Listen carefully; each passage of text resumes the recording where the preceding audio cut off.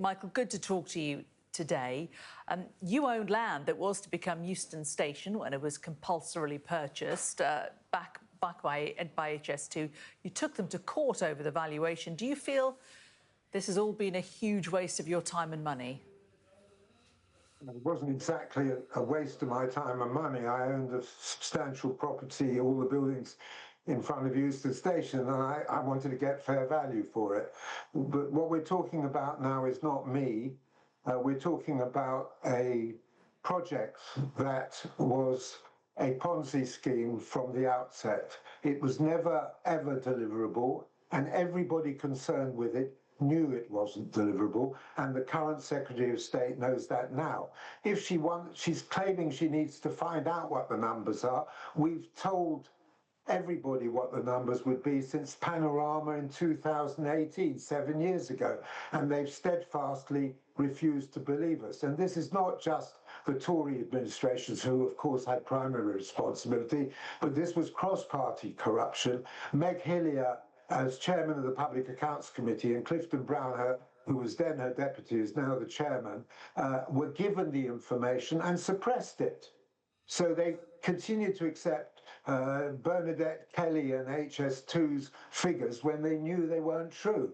So you have to ask yourself, why would Labour politicians, let alone the Conservatives, not want to expose this when they could have, and they could have stopped probably about 2/3 of the money that's already been wasted.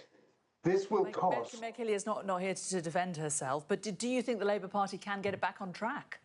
No, absolutely not. And they know they can't. This project, going into Euston, will cost the best part of £500 billion. And they know that. And all they're doing is kicking the can down the road so they can keep this gravy train to nowhere going. Do you think it will eventually at some point get up and running? No, it won't get up and running because this country will be flat broke by that time. Really? So you think all this further money that the government is going to plough into this is totally wasted? In the spending review, as I've published a video on, in the spending review, Rachel Reeves said there's 25 million to bring it into Euston. At today's prices, it would cost well in excess of 50 billion. And as this thing won't be deliverable under any circumstances, even if it was delivered, probably well into the 2050s or 25 years from now, you can do the maths on a 4% compounded inflation yourself. Wow, yeah, massive figures. You've spent your career running and developing infrastructure projects. Why do you think the UK has messed this one up so royally?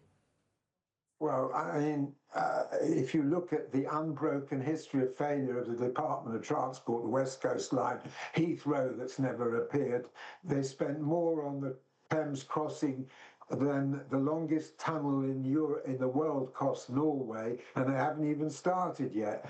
There's a lot of graft, there's a lot of kickbacks, and there's a lot of incompetence.